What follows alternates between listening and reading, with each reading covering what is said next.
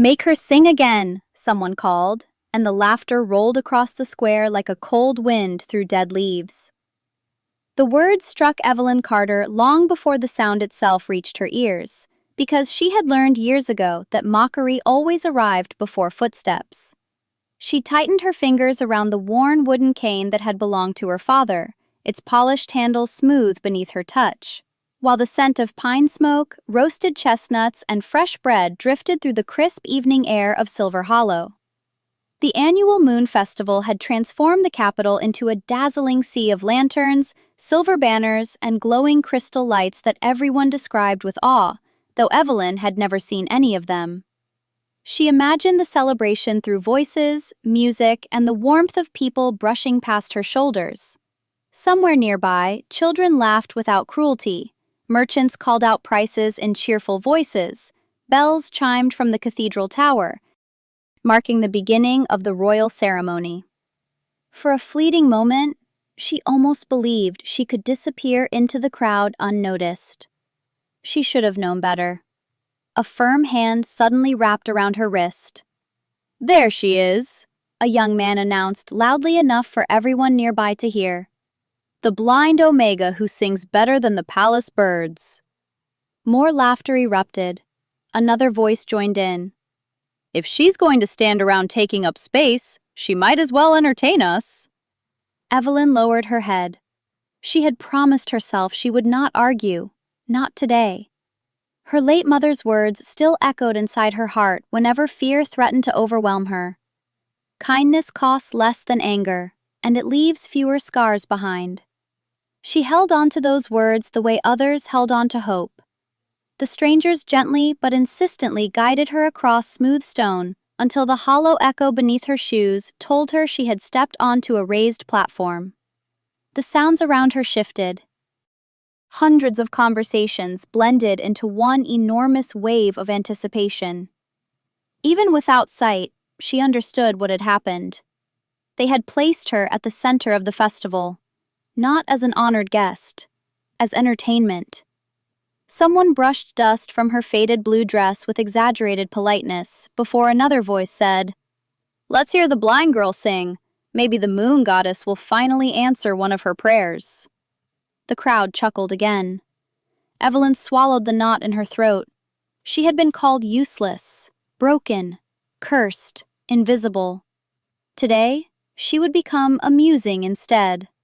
Somehow, that hurt even more. Her fingers searched until they found the small wooden pendant hidden beneath her collar, the only keepsake from the parents she barely remembered.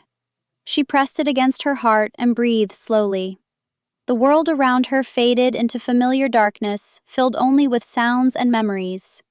She could hear a robin perch somewhere above the square. She could hear the fountain 20 yards away. She could hear an elderly woman whisper, "Leave the poor child alone." But the whisper disappeared beneath louder voices demanding another performance. Evelyn lifted her chin. If they wanted a song, then she would give them the only thing no one had ever been able to take from her. She drew one careful breath, opened her lips, and let the first pure note drift into the cooling evening sky. Almost instantly, the laughter began to fade. Conversations stumbled into silence one by one. Even the restless horses pulling elegant carriages stopped stamping their hooves. Somewhere beyond the massive festival gates, a royal procession slowed unexpectedly. Inside the lead carriage, a man who had never interrupted a ceremony in 10 years lifted his head as though a forgotten memory had just whispered his name. The final note lingered in the air long after Evelyn's voice fell silent, soft as drifting snow and warm enough to quiet a restless heart. For several precious seconds, no one spoke. The marketplace that had moments earlier echoed with laughter now rested beneath an unfamiliar stillness. Evelyn remained exactly where she was, her hands folded gently before her, uncertain whether the silence meant admiration or another joke waiting to unfold. She had learned that silence could be just as dangerous as ridicule because it often arrived before disappointment. Then the applause began. It started with a single pair of hands somewhere near the back of the square. Another followed, then another. Within moments, hundreds of people were clapping, not with the excitement reserved for performers, but with quiet surprise, as though they had just discovered something they had overlooked for far too long. Evelyn lowered her head, overwhelmed by the unfamiliar sound. She had sung in village churches, at harvest dinners, and beside lonely hospital beds where elderly wolves spent their final winters. But never before had strangers applauded her without asking for something in return. Yet not everyone welcomed the change. The young nobles standing nearest the platform exchanged uneasy glances. Their amusement had vanished, replaced by irritation that they no longer controlled the mood of the crowd. One of them forced an exaggerated laugh. "Do not forget," he announced loudly. "She is still just a blind omega. A pretty song does not change what she is." Several people chuckled uncertainly, unsure whether to follow his lead or trust what they had just felt. Evelyn recognized the familiar shift immediately. Praise was fragile. It could disappear as quickly as morning fog. She reached carefully for her cane, hoping to leave before the attention turned against her again. Before she could move, an elderly woman approached and quietly placed a small wildflower into Evelyn's hand. "Your mother used to sing exactly like that," the woman whispered. Evelyn's breath caught. Very few people still remembered her parents. "You knew her?" she asked softly. The woman squeezed her hand. "Your mother believed kindness carried farther than strength. I think she was right." Before Evelyn could ask another question, the woman melted back into the crowd as though she had never been there. The flower's delicate petals brushed against Evelyn's fingertips, carrying a faint scent of lavender that awakened memories too distant to fully grasp. Across the city, the royal procession had come to a complete stop beneath towering silver gates. Commander Nathan Hale watched with growing confusion as the horses refused to move another inch. They stood perfectly calm, ears lifted toward the distant festival square. Inside the royal carriage, Alpha King Malcolm Ashford had not spoken since the song reached him. His silver eyes remained fixed beyond the window. Although the buildings blocked every view of the plaza, something deeper than curiosity stirred within him. The melody had awakened the memory buried beneath years of duty and silence. He had heard that lullaby only once before, as a small boy resting beside the fireplace while his mother brushed her fingers through his hair on the final winter before she disappeared forever. No written record contained those forgotten notes. No court musician had performed them in decades. Yet somehow, somewhere beyond the crowded streets, a voice had carried them back to life. The gentle applause dissolved as quickly as it had appeared, replaced by uncertain whispers that floated across the square like leaves caught in an evening breeze. Evelyn Carter wrapped her fingers carefully around the small wildflower still resting in her palm. Its soft fragrance reminded her that kindness could appear in unexpected places, even if it rarely stayed for long. She stepped toward the edge of the platform, hoping to slip quietly back into the shadows where she felt safest. Before she could lower her cane onto the stone steps, a polished leather boot blocked her path. "Leaving already?" the familiar voice asked with playful arrogance. "The festival is only beginning." The young nobleman who had first dragged her onto the stage smiled for the crowd rather than for her. His companions laughed with forced confidence, eager to reclaim the attention that her song had stolen from them. "Everyone seems impressed," another said loudly. "Perhaps the blind singer deserves an encore." Several nearby spectators looked uncomfortable, but no one stepped forward. The applause had faded into hesitation. It was easier to admire kindness than to defend it. Evelyn lowered her gaze even though darkness had always surrounded her. "I have already sung," she answered softly. "Please allow me to return home." "Home?" one of the women laughed. "Surely someone like you should feel honored to perform before the finest families in the kingdom." Another voice added, "Besides, how would you even find your way home without someone guiding you?" More laughter followed, though it sounded weaker than before. Evelyn kept her breathing steady. She had survived years of cruel remarks simply by refusing to let them decide who she was. Her mother had once told her that another person's heart revealed itself through the words they chose. Tonight, many hearts were revealing themselves. She tightened her hand around the pendant beneath her collar. "I am grateful for everyone who listened," she said calmly. "But singing should never be used to make someone feel small." Her quiet reply lingered over the crowd with surprising strength. Several people lowered their eyes. A little girl standing near the front reached for her father's hand and whispered, "She sounds kind." The father nodded without speaking. Even children could hear the difference between confidence and compassion. The nobleman forced another smile, determined not to lose face before the gathering. "Then perhaps you should teach us another lesson," he said. "Tell us what colors look like." His friends laughed again, but fewer voices joined them this time. Evelyn remained silent for several seconds. Then she answered with gentle honesty, "I cannot tell you what colors look like, but I know what hope sounds like. I know what forgiveness feels like. I know what spring smells like after the rain. I know what my father's laugh sounded like before I lost him." There are many ways to see the world. The square fell quiet once more. Those simple words reached places inside people that pride rarely touched. At that very moment, the royal carriage rolled through the Great Eastern Gate. Malcolm Ashford stepped onto the stone roadway without waiting for the ceremonial announcement. Commander Nathan Hale hurried after him, surprised by the king's unusual urgency. Malcolm's expression remained composed, yet every instinct told him to follow the fading echoes of the mysterious voice. With each measured step toward the festival square, the forgotten melody returned more clearly to his memory. And for the first time in many years, the Alpha King allowed his carefully guarded heart to lead where duty had never dared. Malcolm Ashford walked through the capital without the fanfare that usually surrounded a king. The ceremonial guards remained several steps behind, exchanging puzzled glances as their ruler ignored the carefully planned route toward the palace balcony. Citizens standing along the streets instinctively stepped aside, bowing as he passed, yet Malcolm acknowledged none of them. His attention rested entirely on the fading melody that still echoed somewhere ahead, as vivid in his memory as if it had been carried on the evening wind. Every note stirred fragments of a childhood he had locked away beneath years of responsibility. He remembered sitting beside a crackling fireplace while his mother hummed that same gentle tune during the first snowfall of winter.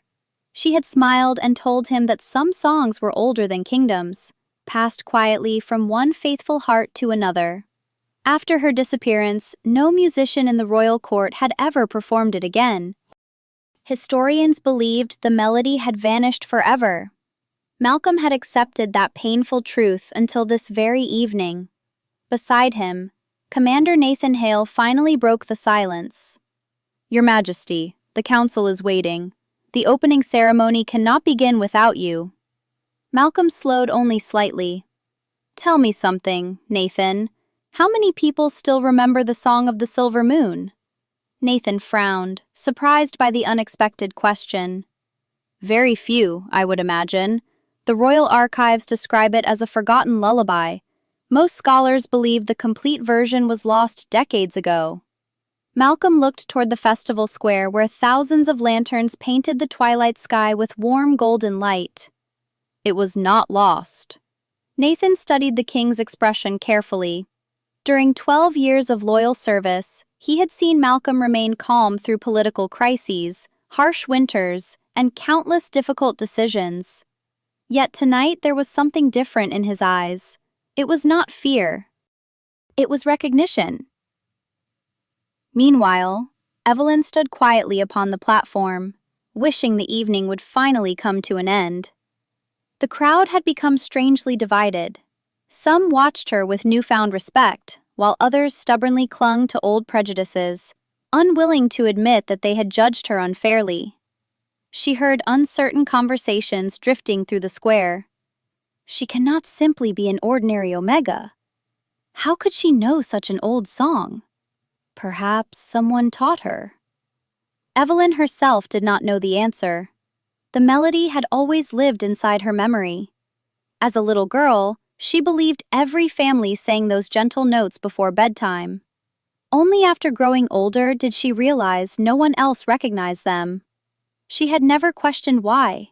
They simply reminded her of home, of comforting hands smoothing her hair, of a voice she could barely remember calling her brave instead of broken. The young nobleman who had mocked her earlier noticed the changing mood with growing frustration.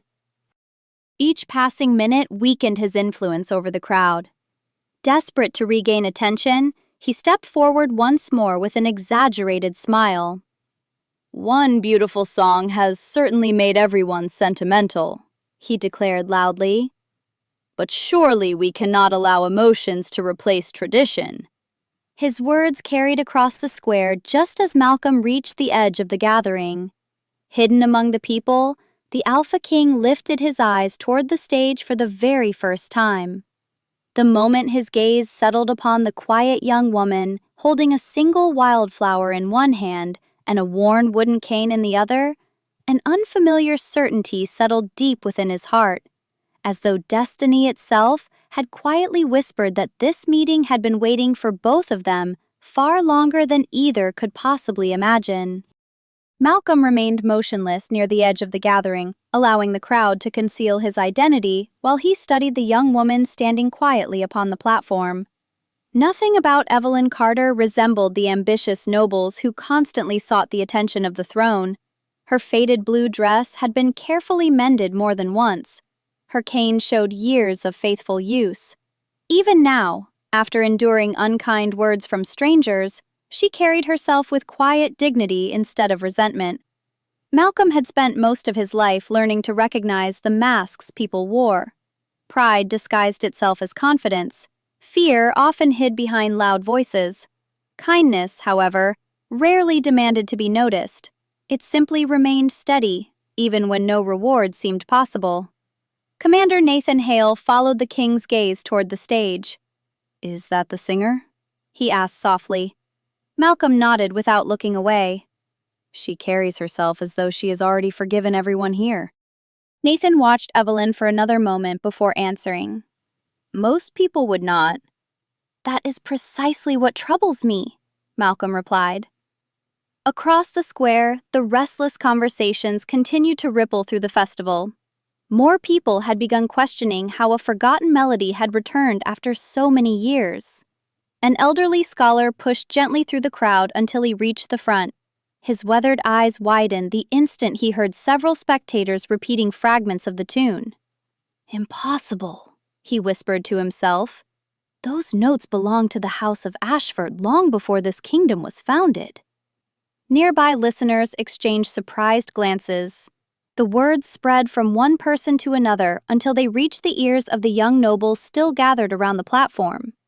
Their confident smiles faded almost immediately. They had expected the attention surrounding Evelyn to disappear. Instead, it continued to grow. Refusing to surrender the moment, the same nobleman stepped forward with exaggerated confidence. "Everyone is becoming carried away by an old song," he declared. "Surely we are forgetting our traditions. A blind Omega cannot suddenly become remarkable because she sings beautifully." A few uncertain voices agreed, but many remained silent. Doubt had begun replacing certainty. Evelyn heard every word, yet she answered only with calm honesty. "I never asked anyone to think I was remarkable. I only wished to share the song my mother taught me." Her quiet reply drifted across the square with effortless sincerity. Malcolm felt his heartbeat slow as another memory surfaced. He remembered his mother speaking those exact words after performing the ancient lullaby during a winter gathering inside the royal palace. She had smiled and said that songs were gifts meant to comfort hearts, never to elevate pride.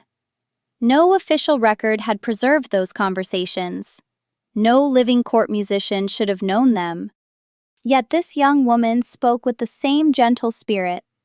The evening breeze stirred the silver festival banners overhead. carrying the scent of cedar and autumn leaves through the square. Lantern light shimmered across the stone streets as the first full moon rose above the rooftops.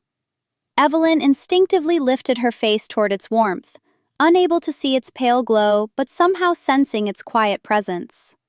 At that exact moment, Malcolm noticed the delicate wooden pendant resting against her collar. His expression changed almost imperceptibly. The carved symbol upon its surface matched an ancient crest that had disappeared from the royal archives decades earlier. A crest connected to a mystery his family had never been able to solve. For the first time since entering the square, certainty replaced curiosity.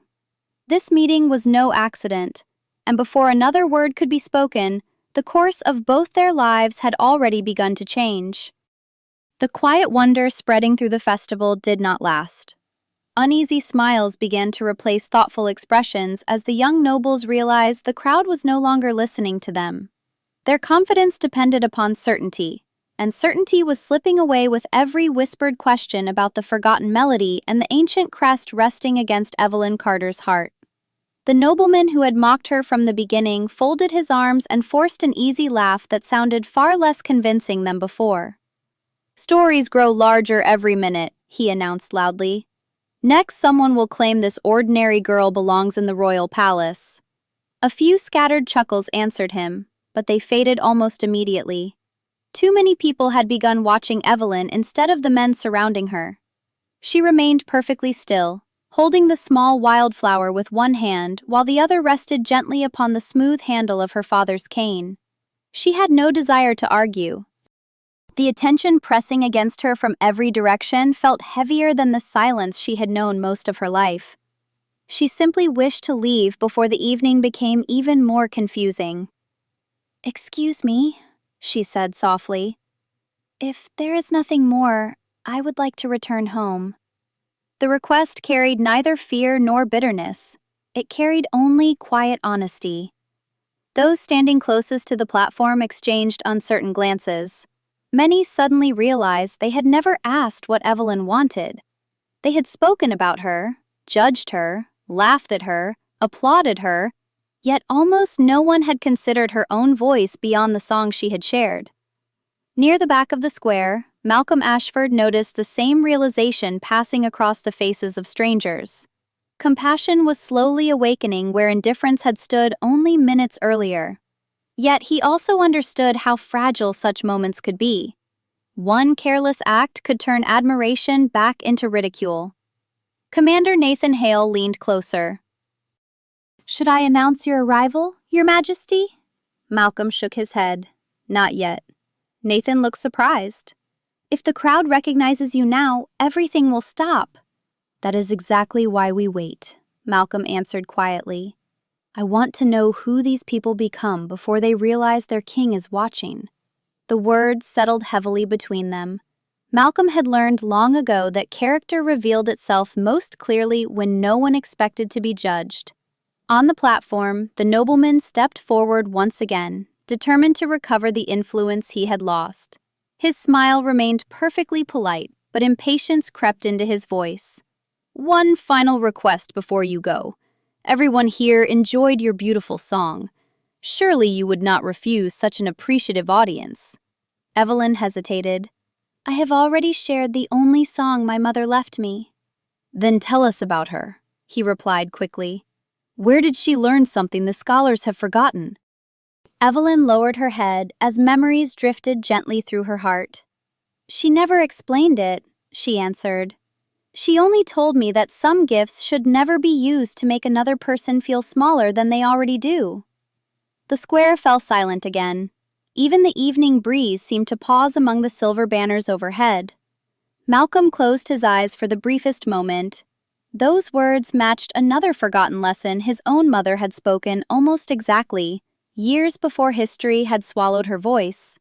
When he opened his eyes again, curiosity had become conviction. Whatever mystery surrounded Evelyn Carter had reached far beyond coincidence, and somewhere deep inside, the Alpha King knew the next few moments would reveal a truth that neither destiny nor time had been able to erase. The nobleman's pleasant smile finally began to crack beneath the weight of the growing silence.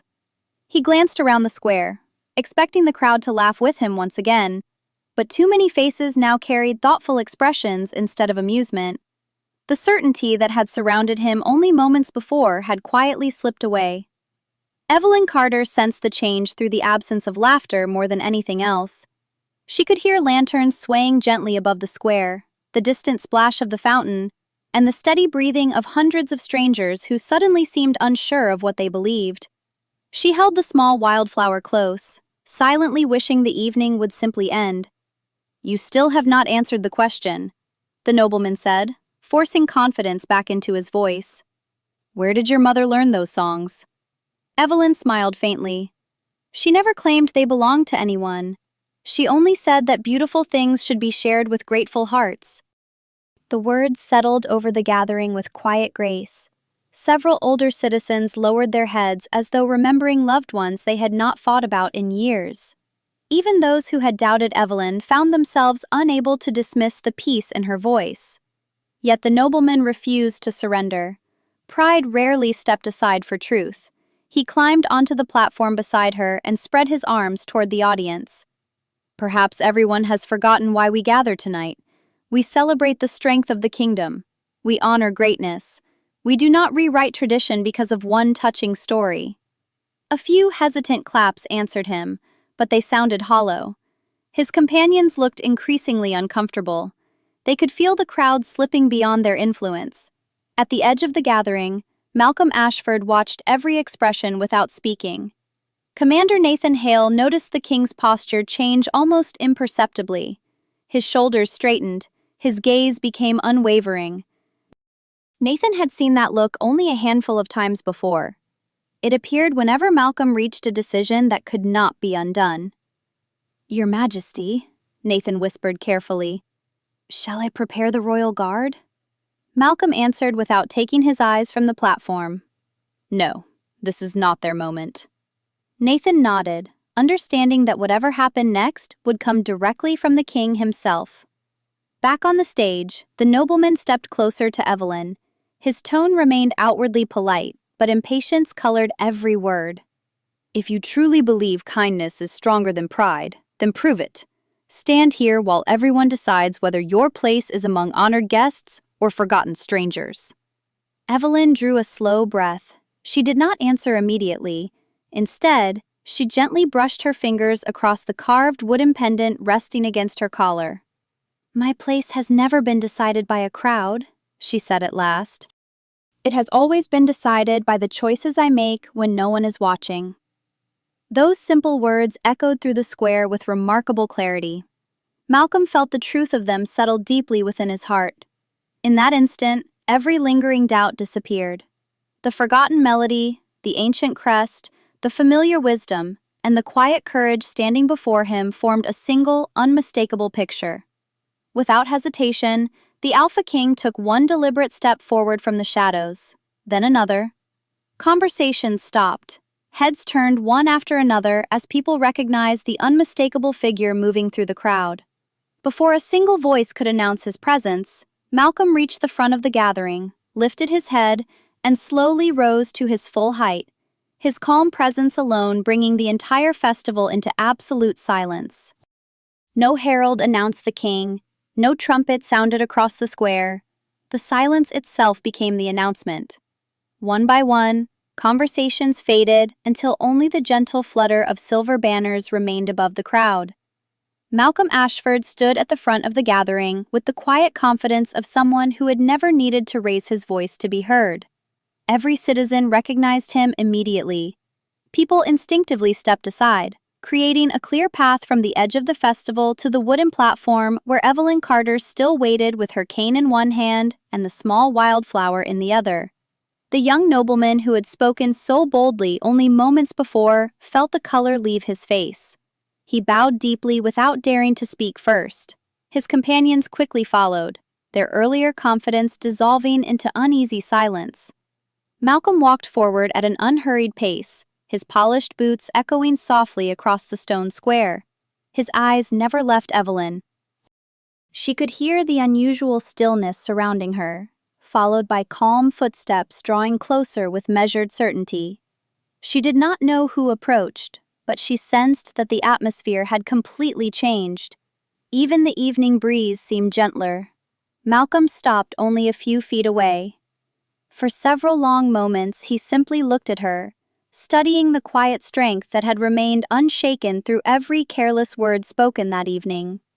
Then, without the slightest hesitation, he removed the silver-lined ceremonial cloak from his shoulders and carefully placed it around Evelyn's trembling hands before settling it gently across her shoulders. A quiet gasp moved through the crowd. The royal cloak was a symbol of the highest protection in the kingdom. It had never been offered lightly. Evelyn's fingers instinctively touched the unfamiliar fabric. It was warm from the king's own shoulders. She looked downward even though she could not see it. "Your Majesty," Commander Nathan Hale said respectfully from behind, confirming what many already knew. Evelyn's breath caught. She had not realized who stood before her until that very moment. She immediately began to lower her head. Malcolm spoke before she could. "Please do not bow." His voice was calm, warm, and carried effortlessly through the square. "You have spent enough of your life carrying burdens that were never yours." No one moved. No one even seemed willing to breathe too loudly. Malcolm slowly turned toward the assembled crowd. His expression remained composed, but every word carried unmistakable authority. "Tonight, I witnessed a young woman treated as though her worth depended upon the opinions of strangers. I witnessed kindness answered with mockery, humility answered with pride, and courage answered with doubt." He paused, allowing the words to settle into every heart listening.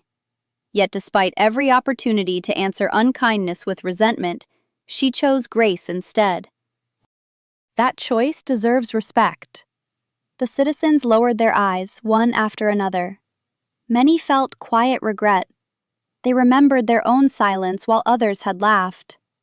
Malcolm continued, his voice neither angry nor harsh. "The strength of this kingdom has never been measured by the powerful alone. It is measured by how we choose to treat those who appear to have the least. If we cannot honor compassion, then our traditions have lost their purpose." The elderly scholar stepped forward and bowed deeply. "Your Majesty, the song and the crest deserve careful study." Malcolm nodded once. "They will receive it." Then he turned back toward Evelyn and offered his hand with quiet sincerity. "Miss Carter, if you are willing, I would be honored to escort you from this square as my guest." Evelyn hesitated only long enough to steady her breathing before placing her hand gently in his, and as their fingers met beneath the glow of the rising full moon, an almost forgotten sense of hope quietly awakened in every heart that had witnessed the moment. Malcolm Ashford closed his hand gently around Evelyn Carter's, offering steady support rather than command, and together they stepped down from the platform that had only moments before been a place of humiliation. The crowd parted in complete silence, not because anyone had ordered them to move, but because respect had quietly replaced judgment. Evelyn walked carefully beside the king, still holding the small wildflower that had become an unexpected reminder that goodness could survive even the longest seasons of loneliness. She could not see the thousands of eyes following them, yet she sensed the difference in the air. No laughter greeted her now. No whispered insults reached her ears. Instead, she heard quiet footsteps, soft breathing, and the gentle rustle of people lowering their heads as she passed. Malcolm noticed every change. A kingdom could not become stronger through fear alone. It became stronger when ordinary hearts chose compassion over pride. As they crossed the moonlit square, the elderly scholar approached once more and bowed respectfully. "Your Majesty," he said, "the crest worn by Miss Carter disappeared from our oldest records many years ago. Combined with the forgotten melody, it may answer questions that generations have failed to solve." Malcolm looked toward the wooden pendant resting against Evelyn's collar before answering. "Then we will seek the truth with patience rather than assumptions." Evelyn listened quietly, confused by the conversation surrounding her. I am sorry, she said softly. I do not understand why everyone keeps speaking about my mother's song. She only told me to sing it whenever someone needed hope. Malcolm smiled with quiet warmth. Sometimes the greatest gifts are given to those who never realize how rare they are. The words settled gently into Evelyn's heart. For the first time in many years, she felt no pressure to defend herself or explain who she was.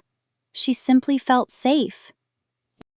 Above them, the full moon climbed higher into the clear autumn sky, bathing the capital in soft silver light.